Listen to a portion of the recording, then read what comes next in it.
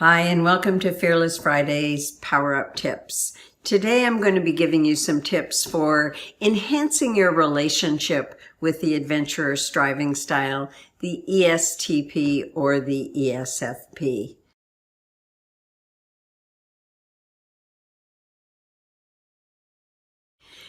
Remember that these people are energy in motion. They come from their experiential brain, they're extroverted, and they love doing, they love being, they love playing, and they have a childlike effervescence about them where they're just into everything and on to the next thing and on to the next thing without even pausing sometimes to nourish their body, to check in on their relationship and other responsibilities at home. Whatever engages them in the present moment is what they want to be doing because they seek that pleasurable experience and they seek to repeat that same experience over and over again. This means that, for example, they might have gone out to clean the garage, and you go out a couple of hours later and find them nowhere in sight. So later, you discover that a neighbor came by and asked if they cared to go golfing, or they asked for some help, and off they went without even checking in on the relationship. That may be a more extreme example, but it can be equally, I asked my adventurer child to set the table, and the next thing you know, they're up in their room because they forgot they had to do something and ran up, and you find them playing a game instead of doing what you asked them to do.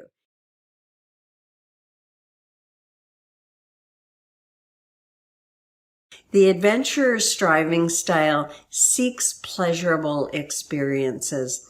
And the worst thing that we can do is shame this personality type by telling them they should be different than the way they are. Telling them that they should grow up, or judging them to be immature. This is something, or just accusing them of never being able to stick to one thing.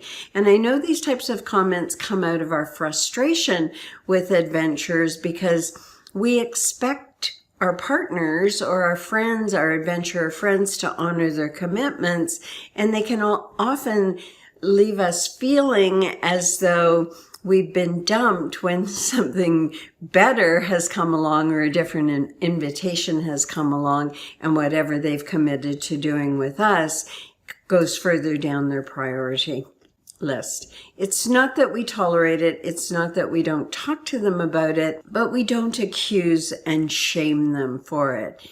Just because someone's behavior is childlike and impulsive doesn't mean that we accuse them of being childish. This only causes them to become more oppositional, say that they're going to be a quote-unquote good boy or girl, and then they end up doing the same thing again because you haven't really reached or connected with them.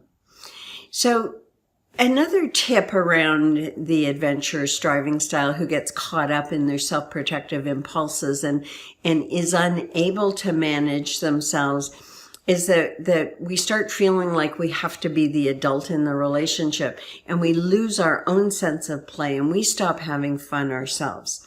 So always remember that you will be better in a relationship with an adventurer if you seek first to be playful, or you're playful in your approach to bringing them around to getting them back on track and doing what they committed to do. Getting angry at them causes them to shut down because they have an extreme dislike of emotion, strong emotion. They have a great deal of difficulty tolerating it.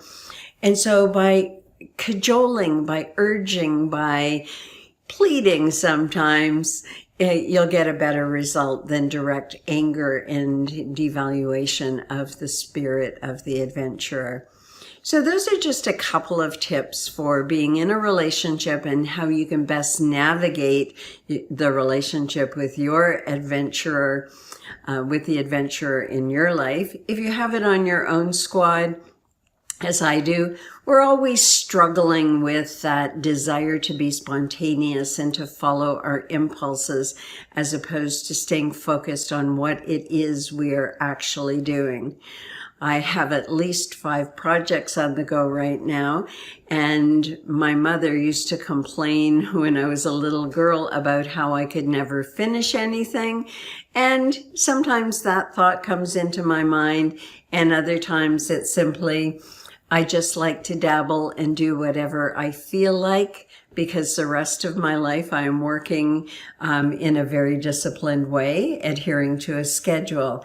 So as an artist, we always need that time to be spontaneous, as I said, to do what we feel like as opposed to what is expected of us. If you want more information about the adventurer striving style, the ESTP, ESFP in relationships, go to our website, www.strivingstyles.com, and purchase the relationship style, the relationship report for the adventurer.